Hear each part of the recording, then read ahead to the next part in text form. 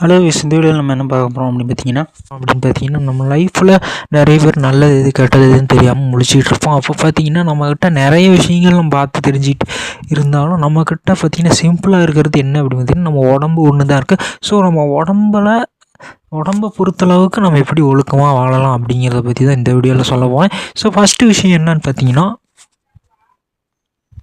இந்த ப்ரெஷர் ஆகிறது, இந்த கஷ்டப்படுறது, இந்த வலிக்கிற மாதிரியான விஷயங்கள் பண்ணுறது நிறுத்துங்க. ஏன்னா நம்ம லைஃப்பில் பார்த்திங்கன்னா நம்ம நிறைய விஷயங்கள் நல்லது கெட்டது அப்படின்னு நிறைய விஷயங்கள் தெரிஞ்சிருப்போம். அது காலப்போக்கில் நம்ம மனசு உள்ள நம்ம மைண்டில் வச்சுருப்போம். அது பார்த்திங்கன்னா ஒரு சில நேரங்களில் பார்த்திங்கன்னா என்ன சொல்கிறது, பார்த்திங்கன்னா நம்ம எல்லாத்தையும் யோசிச்சுக்கிட்டு இருக்க முடியாது. நமக்கு ஒரு சில விஷயங்கள் தான் யோசிச்சுட்டு இருப்போம். அப்போ நம்ம மனசில் பார்த்திங்கன்னா அந்த பாயிண்ட்ஸ் எல்லாம் இருக்கும். அது என்ன பண்ணும் அப்படின்னு பார்த்திங்கன்னா, நம்மளோட வாழ்க்கை அனுபவத்தில் இந்த விஷயங்கள் நமக்கு சரிப்பட்டு வராது அப்படின்னு சொல்லுவோம். நம்ம உடம்புக்கு அது எப்படி சொல்லணும்னா ப்ரெஷராக இருக்கும், கஷ்டமாக இருக்கும், வலிக்கும், இந்த மாதிரியான விஷயங்கள் நமக்கு சிக்னல்ஸ் காமிக்கும். ஸோ அதெல்லாம் என்னது வேணான்னு தான் அர்த்தம். ஸோ அந்த விஷயங்களை பண்ணாமல் இருக்கணும். அது பாயிண்ட். நம்ம எதை பண்ணலாம் பார்த்திங்கன்னா, ஜாலியாக இருக்கிற விஷயங்கள், நார்மலாக இருக்கிற விஷயங்கள், நமக்கு ஃபன்னாக இருக்கிற விஷயங்கள் பண்ணணும். நம்ம லைஃப்பில் பார்த்திங்கன்னா நிறைய விஷயங்கள் நம்ம தெரிஞ்சிருப்போம், நிறைய விஷயங்கள் நம்ம செய்யணும்னு ஆசைப்பட்றோம். அதில் நம்ம எதை பண்ணணும் அப்படிங்கிற ஒரு விஷயம் இருக்கும். அதுதான் வந்து பார்த்திங்கன்னா, இது நல்லா இருக்குன்னு அப்படியே இதை பண்ணுன்னு நல்லா இருக்குது அப்படின்னு சொல்லி நல்ல ஃபன்னாக இருக்கும். அந்த மாதிரியான விஷயங்கள் ஹாப்பியாக இருக்கும். அதை பண்ணும்போது அந்த விஷயம் ஹாப்பியாக இருக்கும், நல்லா சந்தோஷமாக இருக்கும். அந்த விஷயங்களை நம்ம பண்ணும்போது அந்த மாதிரியான விஷயங்கள் வந்து நமக்கு தோணும், இது ஆனால் சந்தோஷமாக இருக்குன்னு அந்த விஷயங்களை பண்ணலாம். ரெண்டாவது விஷயம் வந்து இப்போ நம்ம உடம்புல பார்த்திங்கன்னா நிறைய விஷயங்கள் இருக்குது. கை கால் எல்லாமே இருக்குது. நம்ம கை கால் எதுவுமே எல்லாம் அசையவே முடியாத ஒரு சூழ்நிலையில் நம்ம இருக்கோம். அப்படிங்கிற பட்சத்தில் அசையவே முடியாத ஒரு சூழ்நிலை இருக்கும்போது நம்ம என்ன பண்ணணும் அப்படின்னு பார்த்திங்கன்னா, நம்ம உயிர் வாழணும். நம்ம உயிர் வாழ்கிறதுக்கு என்ன பண்ணணும் அப்படின்னா, ஏதாவது சாப்பிட்ணும், அவ்வளோதான். அப்புறம் தூங்குவோம். இந்த 2 விஷயத்தில் பார்த்திங்கன்னா நம்ம உடம்புல ஏதாவது சேறு ஒட்டிக்கிச்சு அப்படின்னா நம்ம அதை கழுவிடும். இந்த அசிங்கமாக இருக்கும், நம்மளுக்குமா அசிங்கமாக மாற்றிடும். அந்த சேறு நம்ம உடம்புல பட்டுக்கிட்டே இருக்கனால அதை விட்டுக்கிட்டே இருந்தோம்னா நம்மளை கொஞ்சம் கெடுத்துடும். அந்த சேறு ரொம்ப அசிங்கமாகவே இருக்கும். ஒரு அசிங்கத்துலேயே நம்ம இருக்கிற மாதிரி இருக்கும், நம்மளை கெடுத்துடும் அது. ஸோ அந்த மாதிரி தான் நம்ம பசிக்கு சாப்பிட்ற சாப்பாடை மீறி சாப்பிட்ற உணவும் ஒரு சேறு மாதிரி தான் நம்ம உடம்புக்குள்ளே போய் அது தங்கிடுது. அது நம்மளை கெடுக்குது. ஃபங்கஸ்ஸு இந்த மாதிரிலாம் உருவாகுது, அது நம்மளை கெடுக்குது. ஸோ அந்த மாதிரியான விஷயங்கள் நமக்குள்ளே வரக்கூடாதுன்னா நம்ம பசிக்கு மட்டும் சாப்பிட்ணும், அதுதான் பெட்ரு. அடுத்த விஷயம், நம்ம தூங்குவோம். நம்ம முழிச்சிட்ருக்கோம், நார்மலாக முழிச்சிட்ருக்கோம், நமக்கு தூக்கம் வராது. நமக்கு எப்போ தூக்கம் வருமோ அப்போ தூங்கணும். நம்ம லைஃபு பார்த்திங்கன்னா நம்ம ஆடுறதுக்கு தான் வந்திருக்கோம். நம்ம நிறைய விஷயங்கள் பார்த்திங்கன்னா நம்ம தெரிஞ்சுக்கிறதுக்கு தான் வந்திருக்கோம். நம்ம வந்து தூக்கமே வராமல் தூங்கிட்டோம் அப்படின்னா, முன்கூட்டியே தூங்கிட்டோம் அப்படின்னா என்ன ஆகும் அப்படின்னு பார்த்திங்கன்னா, நம்ம நிறைய விஷயங்களை மிஸ் பண்ணிடுவோம். நிறைய விஷயங்கள் என்னென்னு தெரியாத நிறைய விஷயங்கள் நிறையா டைம் எடுத்து யோசிக்க நம்ம கற்றுக்க முடியும். நம்ம டைமை இழந்துட்டோம் அப்படின்னா, தூக்கம் வராமலே தூங்கிட்டோம் அப்படின்னா அந்த விஷயங்களை நம்ம இழந்துருவோம். அதுக்கு நிறைய டைம் ஆகும். அதனால் தூக்கம் வந்து தூங்கினா நிறைய டைமு நமக்கு கிடைக்கும், புத்திசாலியாகலாம், நிறைய நல்லது கெட்டது தெரிஞ்சுக்கலாம். அடுத்து மாஸ்டர்பேஷன், சுய இன்பம்ங்கிறது, அதாவது இந்த கைப்பழக்கத்தில் ஈடுபடுறது அப்படின்னு சொல்லுவாங்க. இந்த விஷயத்தில் பற்றி சொல்லணும் அப்படின்னு பார்த்திங்கன்னா, இந்த விந்தணுக்கள்னு ஒன்று இருக்குது. அது பார்த்திங்கன்னா நம்ம உடம்புக்குள்ளே வந்து ஒரு மாதிரி அடைச்சிக்கிட்டு இருக்கோம். அது வெளியேற்ற முடியுதில்ல, விந்தணுவை வெளியேற்ற முடியுதில்ல. அது ஒரு மாதிரி அடைச்சிக்கிட்டே இருக்கும். அது ஒரு மாதிரி அடைச்சிட்டே இருக்கிறனால நம்ம உடம்பு கொஞ்சம் ப்ரெஷராக ஆரம்பிக்கும். நம்ம உடம்பு ரொம்ப ப்ரெஷராக ஆரம்பிக்கும். அதனால் வந்து பார்த்திங்கன்னா என்ன ஆகும் அப்படின்னு பார்த்திங்கன்னா, நம்ம அந்த ப்ரெஷரான விஷயங்கள்லேயே, ரொம்ப டென்ஷனான விஷயங்கள்லேயே செய்ய ஆரம்பிச்சிருவோம். ஸோ அந்த ப்ரெஷரை ரிலீஃப் பண்ணணும். அதை அடைச்சிட்டு இருக்க அந்த விந்தணுவை வெளியெடுத்து விட்டோம்னா எல்லாமே சரியாக போயிடும். அது ஒன்றும் இல்லை, அது ஒரு விந்தணு தானே. அது என்ன பண்ணுது, அது விந்து தானே, சும்மா அடைச்சிக்கிட்டு தானே இருக்குது. அது என்ன பண்ணுது, அதை வெளியெடுத்துட்டோம்னா நம்ம ஃப்ரீ ஆயிடுவோம், நம்ம கூலாகிடுவோம், ஜாலியாகிடும், நம்ம ரிலாக்ஸ் ஆகிடுவோம். அவ்வளோதான். நம்ம லைஃப்பில் பார்த்திங்கன்னா நம்மளோட திறமைகளை வளர்த்திக்கணும்னு ஆசைப்படுவோம். நம்மளை தற்காத்துக்கணும்னு ஆசைப்படுவோம். ஒரு பிரச்சனை வந்தால் தப்பிக்கணும், அதிலேருந்து தற்காத்துக்கணும்னு ஆசைப்படுவோம். அதுக்கு வந்து பார்த்திங்கன்னா யோகா பண்ணலாம். யோகான்னா ஒரு பொசிஷனில் வந்து நம்ம இருக்கலாம். நமக்கு பிடிச்ச வரைக்கும் எவ்வளோ நேரம் நம்மளால் முடியுமோ நமக்கு பிடிச்ச வரைக்கும் இருக்கலாம்.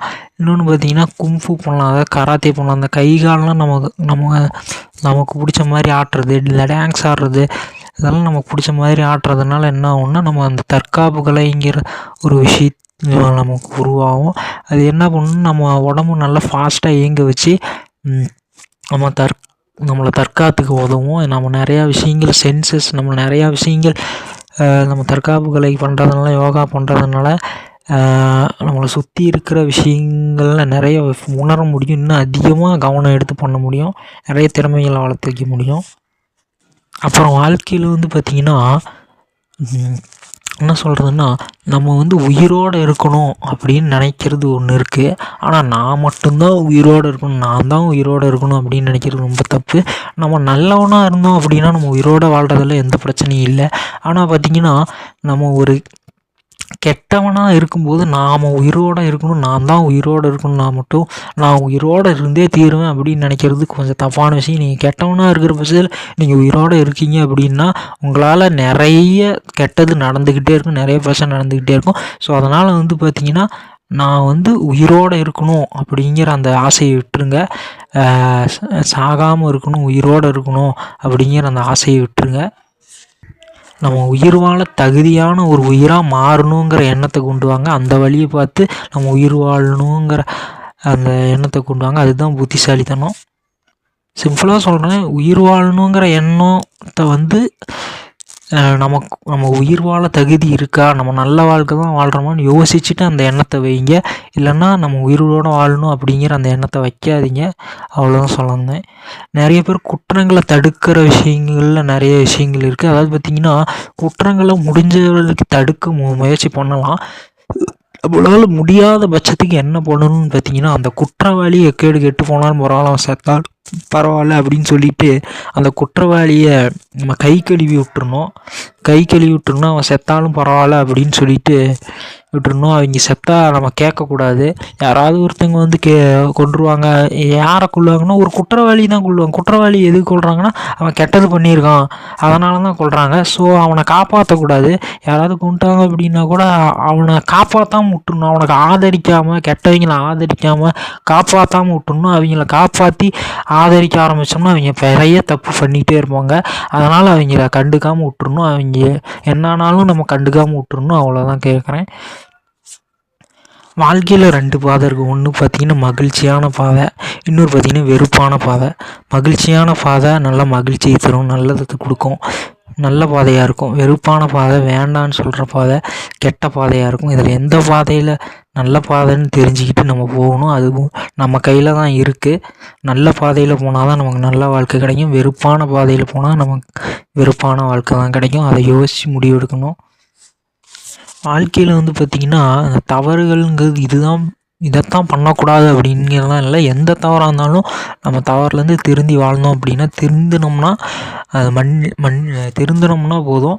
அது நம்ம மன்னிக்கப்படக்கூடிய உயிர் தான். ஒரு உயிரை பார்த்தாலும் சரியும், இது நல்ல உயிரா, திருந்துற உயிரா, நல்ல உயிரா அப்படிங்கிறது அதை பார்த்தாலே தெரியும். அதோட நடவடிக்கை அதை பார்த்தாலே அது உருவத்தை பார்த்தாலே தெரியும். அதோட எண்ண ஓட்டம் எப்படி இருக்குன்னு தெரியும். நீங்கள் திருந்தினா போதும், இனிமேல் பண்ண மாட்டேன்னு திருந்தினா போதும். மன்னிக்கப்படக்கூடிய ஒரு விஷயந்தான்.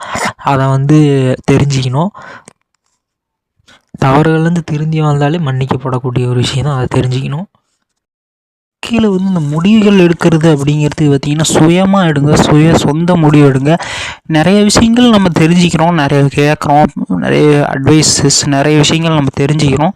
நிறைய விஷயங்கள் நிறைய பேர் சொல்கிறது அது இது எல்லாத்தையும் நம்ம கேட்குறோம். ஆனால் ஒரு முடிவு எடுக்கிறோம் அப்படிங்கும்போது, ஒரு செயலை நம்ம முடிவு எடுக்கிறோம்போது நீங்கள் சொந்தமாக முடிவெடுங்க. உங்களுக்கு சரின்னு பட்டதை உங்களோட சொந்த முடிவெடுங்க. உங்களுக்கு எது நல்லதுன்னு உங்களுக்கு தான் தெரியும். உங்களை சுற்றி நிற்கிறதுக்கு எது நல்லதுன்னு உங்களுக்கு தான் தெரியும். ஸோ உங்களோட சொந்த முடிவெடுங்க. அதுதான் என்றைக்குமே நல்லது. கெட்டதை நினைக்கக்கூடாதுன்னு சொல்லுவாங்க, அது உண்மை தான். அதை பார்த்திங்கன்னா ஒரு கெட்டதுங்கும்போது அதை நம்ம எதுக்கு நினைக்கணும் அப்படிங்கிறது ரொம்ப ஒரு முக்கியமான விஷயந்தான். கெட்டதை எதுக்கு நினைக்கணும் முதல்ல? அது ஒரு நல்ல ஒரு ஒழுக்கமான ஒரு விஷயம். நம்ம வாழ்க்கையில் நிறைய நம்ம லைஃப்பில் பார்த்து நிறைய விஷயங்கள் நம்ம பற்றி தெரிஞ்சுக்கணும். அதை பண்ணலாமா, இதை பண்ணலாமா, நல்லது என்ன, கெட்டது, இதை பண்ணால் எப்படி இருக்கும், அதை பண்ணால் எப்படி இருக்கும் அப்படிங்கிறதெல்லாம் தெரிஞ்சுக்கணும். இதெல்லாம் பண்ணால் எப்படி இருக்கும், இப்படிலாம் பண்ணலாம் எப்படி இருக்கும்னு தெரிஞ்சுக்கணும். ஆனால் பார்த்திங்கன்னா ஒரு எல்லையே இல்லையா அதுக்கு? அப்படிங்கும்போது நம்ம நேரில் எதை பண்ணலாம் அப்படிங்கிறத நம்ம யோசிக்கணும். அது நல்லதாக யோசிக்கணும். அதை போய் நம்ம பண்ணுற ஒரு செயல்னு ஒன்று இருக்குல்ல, அந்த செயலை நம்ம எது பண்ணால் நல்லாயிருக்கும், எது பண்ணால் நல்லாயிருக்கும் அப்படிங்கிறத நம்ம யோசிக்கணும். அதில் நம்ம என்னென்னா நல்ல செயலை பண்ணணும்னு யோசிக்கணும், கெட்ட செயலை பண்ணக்கூடாதுன்னு யோசிக்கணும். சும்மா கற்பனையாக வேணால் நம்ம இதை பண்ணால் நான் இப்படி இருக்கும், இதை பண்ணால் நான் இப்படி இருக்கும் கற்பனையாக நம்ம சும்மா நினச்சிப்பாங்க. ஆனால் நம்ம செயலாக ஒரு விஷயம் பண்ணணும்னு நினைக்கும்போது கெட்ட செயலை பண்ணக்கூடாது அப்படின்னு நம்ம நினச்சிக்கணும், நல்லது பண்ணிக்கணும். அதுதான் யோசித்து பார்த்து நல்லா முடிவு எடுக்கணும். அது ஒரு நல்ல ஒரு ஒழுக்கமான ஒரு விஷயம்.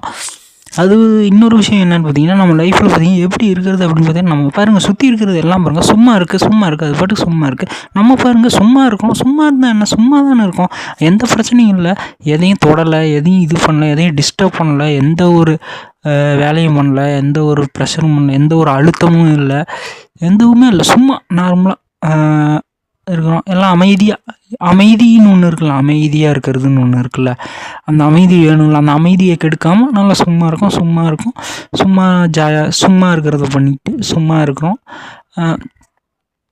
நமக்கு நார்மலாக நமக்கு பிடிச்ச விஷயங்களை பண்ணிகிட்டு இருக்கலாம். அதெல்லாம் சொல்ல வந்தேன். எப்படி இருக்கலாம் அப்படிங்கிறது இந்த ஒரு விஷயந்தான்.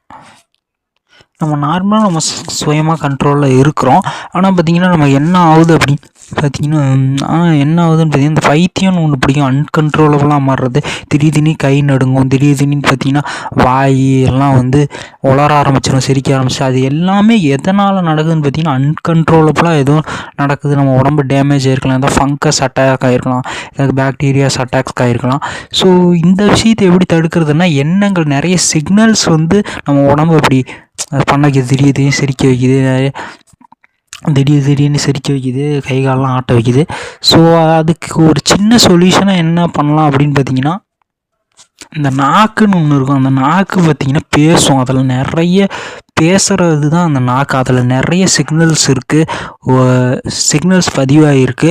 நிறைய விஷயங்கள் நம்ம குழந்தையில பேச முடியாது, ஆனால் பெருசாக இருந்ததுக்கப்புறம் பேசணும்னா அந்த நாக்கில் அவ்வளோ அந்த பேசுகிற மாதிரி அது ரெடியாக இருக்குது, நிறைய சிக்னல்ஸ் இருக்குது. ஸோ அந்த நாக்கை நல்லா தடவி விட்டு, நாக்கை நல்லா நீவிக்கிட்டே இருந்து, கொஞ்சம் நக்கிற மாதிரி நல்லா நீவிக்கிட்டே இருந்து, நாக்கை நல்லா ஸ்ட்ரெயிட்டன் பண்ணி நீவிட்டே இருந்தால் அந்த சிக்னல்ஸ் எல்லாம் கொஞ்சம் குறையும், நம்ம பைத்தியம் கொஞ்சம் அடங்கும். அதான் சொல்ல வந்தேன். நம்ம உடம்புல ஏதாவது திறப்பெல்லாம் இருக்கும், அதாவது பார்த்திங்கன்னா அந்த வாய் மூக்கு இந்த மாதிரி திறப்பெல்லாம் இருக்கும். இந்த மாதிரி திறப்புகளை கொஞ்சம் நல்லா அடைச்சி நம்ம உடம்பை ஃபுல்லாக ஓட்டம் இல்லாமல் நல்லா ஃபுல்லாக அடைச்சிட்டு ஒரு செகண்ட் அடைச்சிட்டு இப்படி வெளியே விடும்போது, ஃப்ரீயாக விடும்போது அந்த உடம்பு கொஞ்சம் நார்மலாக ஒரு ஃபுல் பேக்கேஜாக ஒரு ஃபுல்லாக வர்ற மாதிரி, ஃபுல்லாக கண்ட்ரோலில் வர மாதிரியான ஒரு ஃபீல் கிடைக்கும். இந்த பைத்தியம் பிடிக்கும்போது பண்ணிங்கன்னா சும்மா உடம்பை மூடி அப்படி ஓப்பன் பண்ணால் ஒரு ப்ராக்டிஸாக இருக்கும், ஒரு நல்ல ட்ரையாக இருக்கும். அந்த மாதிரி ப்ரெஷரை பழகாமல், கஷ்டத்தை பழகாமல், வலியை பழகாமல் இருந்தோம் அப்படின்னா நார்மலாக நமக்கு வர்றதை பண்ணிகிட்டு இருந்தோம்னா, நம்ம எதாவது கெட்ட முடிவு எடுக்கும்போது நம்ம மைண்டு அது கெட்டதுன்னு சொல்லி சிக்னல் கொடுக்கும். அந்த சிக்னல் பார்த்திங்கன்னா என்ன சொல்கிறது, நமக்கே தெரியாதப்போ கொடுக்கும், நம்ம ஆள் மனசில் இருக்கும். அது நம்ம பாடியை வீக்காயிரும், நம்ம உடஞ்சி உள்ளே வச்சிரும். அதனால் இது ப்ரெஷர் ஆகிறது, கஷ்டமாகிறதெல்லாம் பழகாதீங்க. நார்மலான விஷயங்கள் நார்மலாக செஞ்சுட்டு இருங்க, அதான் ரொம்ப நல்லது. அப்புறம் அந்த வயிறு வலிக்க சாப்பிடாதீங்க. அதாவது பார்த்திங்கன்னா நம்ம பசி எடுத்து சாப்பிட்றோம், அதுக்கு மீறி போனால் அது நமக்கு சாப்பாடு கிடையாது, அது ஒரு அழுக்கு, ஒரு சேறு ஒட்டிகிட்டு இருந்தால் அது நம்மளுக்கு எடுத்துரும்ல, அது எதாவது அதில் இருக்க பாக்டீரியா விஷயங்கள், கெட்ட விஷயங்கள் நம்ம உடம்புக்கு எடுத்துரும்ல. அந்த மாதிரி தான் பசி எடுத்து சாப்பிடுங்க, வயிறு வலிக்க சாப்பிடாதீங்க. வயிறு போகுதுன்றுச்சுன்னா நிறுத்திடுங்க, அது ஒரு நல்ல பழக்கம். அதேமாதிரி நாக்கை டேமேஜ் பண்ணிடாதீங்க, நாக்கை கடிச்சிடாதீங்க. நாக்கை கடிச்சிட்டிங்கன்னா உங்களுக்கு பைத்தியம் பிடிச்சிரும், அங்கே மூளை கண்ட்ரோலாக செயல்பட ஆரம்பிக்கும். ஏன்னா நாக்கில் தான் பார்த்திங்கன்னா நிறைய சிக்னல்ஸ் இருக்குது. நீங்கள் பேசுகிறீங்கல்ல, நிறைய வார்த்தைகள் இருக்குது, நிறைய உணர்வுபூர்வமான விஷயங்கள் இருக்குது. அதை கடிச்சிடாதீங்க, அதை டேமேஜ் பண்ணிடாதீங்க, உங்களுக்கு பைத்தியம் பிடிச்சோம், அதை தெரிஞ்சுக்கங்க. நம்ம இந்த ப்ரெஷராக இருக்கிறத பழகிட்டே இருந்தோம்னா அந்த ப்ரெஷரை மீறி பார்த்திங்கன்னா நம்ம ஏதாவது ஒரு விஷயங்களை பண்ண ஆரம்பிச்சிருவோம், கெட்ட விஷயங்களாக மாற ஆரம்பிச்சிடும். நம்ம உடம்புக்குள்ளே நம்ம ஆள் மனசு ஏதோ ஒரு பண்ணுது, ஒரு தப்பு பண்ணணும்னு ஒரு ப்ரெஷர் கொடுக்கும். அந்த ப்ரெஷரை பழகிட்டே இருந்தோம்னா அந்த ப்ரெஷரை மீறி நம்ம பல விஷயங்கள் பண்ணுறதுக்கு வாய்ப்பு இருக்கும். அதனால் ப்ரெஷர் ஆகிறது, கஷ்டமாக இருக்கிறது, வலிக்கிறது இதெல்லாம் பண்ணாதீங்க. ஒரு விஷயம் தெரிஞ்சுக்கங்க, இங்கே எல்லாருமே ஒன்று கிடையாது. ஒவ்வொருத்தருக்கும் ஒவ்வொரு அனுபவம் இருக்குது, ஒவ்வொருத்தருக்கும் ஒவ்வொரு வாழ்க்கை சூழல் இருக்குது, ஒவ்வொருத்தருக்கும் ஒவ்வொரு தனித்தன்மை இருக்குது, ஒவ்வொன்றுக்கும் ஒவ்வொரு தனித்தன்மை இருக்குது, ஒவ்வொன்றுக்கும் ஒரு மாதிரி ஒரு மதிப்பு இருக்குது, ஒவ்வொன்றுக்கும் ஒரு தனித்தன்மை, ஒவ்வொருக்கும் ஒவ்வொன்று வாழ்க்கை, ஒரு லைஃப் ஸ்டைல் இருக்குது. அதனால் வந்து எல்லாமே ஒன்றுன்னு கிடையாது, எல்லாமே ஒன்று அப்படின்னு ஒன்று கிடையாது. அதனால் எது எது என்னென்ன யார் யார் என்னென்ன அப்படிங்கிறத தெரிஞ்சு புரிஞ்சு அறிஞ்சு நடந்துக்கணும். அதுதான் ஒரு நல்ல மரியாதை, அது தெரிஞ்சுக்கணும். வாழ்க்கையில் வந்து உங்களுக்குன்னு ஒரு தனித்தன்மை இருக்குது, உங்களுக்குன்னு ஒரு இது இருக்குது, ஒரு மனசு இருக்குது, அதை ஒருமுகப்படுத்துகிற ஒரு மனசு இருக்குது. ஸோ அப்போ என்ன பண்ணணும் அப்படின்னு பார்த்தீங்கன்னா, நீங்கள் யார் அப்படிங்கிறது நீங்கள் உணருங்க. அதுக்கு ஒரு அடையாளமாக ஒரு பேர் வைங்க. அதை உங்கள் மனசில் நினச்சிக்கோங்க. அதை வெளியே சொல்கிறதுக்கு கூச்சமாக இருக்கும், உங்கள் மனசில் உங்களுக்கு பிடிச்ச ஒரு பேரை நினச்சிக்கோங்க. நான் இதுதான் அப்படிங்கிறத உணர்ந்து ஒரு பேர் வச்சுக்கோங்க. அந்த பேர் வந்து நீங்கள் வந்து உங்களை யாருன்னு அடையாளம் படுத்திக்கணும். நீ யாருப்பா அப்படின்னு கேட்கும்போது, நான் இதுதாங்க, எனக்கு என் அனுபவத்தில் நான் இப்படி அப்படின்னு நான் அறிஞ்சு தெரிஞ்சு நான் ஒரு பேர் வச்சுருக்கேன், இதுதான் நான் சொன்னீங்கன்னா, ஓ நீ இதுதான் அப்படின்னு மற்றவங்க உங்களை புரிஞ்சிக்கிறதுக்கு உதவியாக இருக்கும், உங்களை அடையாளப்படுத்திக்கிறதுக்கு உங்களை உதவியாக இருக்கும். அதனால் அது வந்து பார்த்திங்கன்னா, நீங்கள் யாருங்கிறது உணர்ந்து உங்களுக்கு பிடிச்ச மாதிரி, நீங்கள் யாருங்கிறது உணர்ந்து உங்களுக்கு பிடிச்ச மாதிரி நீங்கள் ஒரு பேர் வச்சுக்கோங்க, அதை சொல்லுங்கள். அதுதான் பேரில் வந்து பார்த்திங்கன்னா, அர்த்தங்கள் அப்படிங்கிறது மொழியில் கிடையாது, நம்ம பேசுகிற உணர்வில் தான் இருக்குது. அதை புரிஞ்சிக்கிட்டு உங்களுக்கு பிடிச்ச பேரை வச்சுக்கோங்க. நீங்கள் பேசுகிற அந்த மொழியில் அர்த்தம் கிடையாது, நீங்கள் பேசுகிற அந்த உணர்வில் தான் அர்த்தம். நீங்கள் எந்த உணர்வோடு இருக்கீங்கிறது தான் அர்த்தம். உங்களுக்கு பிடிச்ச மாதிரி நல்ல பேராக வச்சுக்கோங்க. அதான் கேட்குறேன். மொழியை பாருங்கள், மொழியை பார்க்குறத விட உணர்வை பாருங்கள், அதுதான் முக்கியம். மொழியை பயன்படுத்தி நிறைய பிரச்சனைகள் நடந்துகிட்ருக்கு. மொழி தான், ஒருத்தன் பேசுகிற மொழி தான் கரெக்ட் அப்படின்னு நினச்சிட்டு இருக்காங்க. ஆனால் அவன் பேசுகிற விதம், ஒருத்தங்க பேசுகிற விதம், அந்த உணர்வை நல்லா கேப்சர் பண்ணுங்கள். மொழின்னு ஒன்று இல்லை, உணர்வுன்னு தான் ஒன்று இருக்குது. அர்த்தங்கள் அப்படிங்கிறது ஒன்றும் இல்லை, உணர்வுகள் அப்படிங்கிறது தான் ஒன்று இருக்குது. அதை புரிஞ்சு நடந்துக்கங்க. மொழியை பொறுத்தளவுக்கு நம்ம பேசுகிற விதத்தை பொறுத்து அதோட அர்த்தங்கள் மாறுபடும். அதனால் வந்து பார்த்திங்கன்னா, மொழியை ஒரு ஸ்டாண்டர்டாக எடுத்துக்காமல் உணர்வு, அதில் இருக்கிற அவங்க பேசுகிற அந்த உணர்வை புரிஞ்சு நடந்துக்கங்க. அதுதான் ரொம்ப முக்கியம். தவறுகளை பொறுத்தளவுக்கு செய்கிற நபர்களை பொறுத்தும், நடந்த சூழ்நிலையை பொறுத்தும் தவறுகள் மாறுபடும், தவறுகளோட அளவுகள் மாறுபடும். அதனால் வந்து இதுதான் பெரிய தப்பு அப்படின்னு சொல்லிட்டு எதுவும் இல்லை. அது எதனால் நடந்தது, அது எப்படி நடந்தது, என்ன காரணத்துக்காக நடந்தது, அதனால் என்னென்ன விளைவுகள்லாம் இருக்குது அப்படிங்கிறத பொறுத்து தான் அந்த தவறோட அளவு வந்து நம்ம நிர்ணயிக்கப்படணும். செய்கிற நபர்கள், நடந்த சூழ்நிலையை பொறுத்து தவறுகளோட அளவு வந்து மாறுபடும், அதை தெரிஞ்சு நடந்துக்கணும்.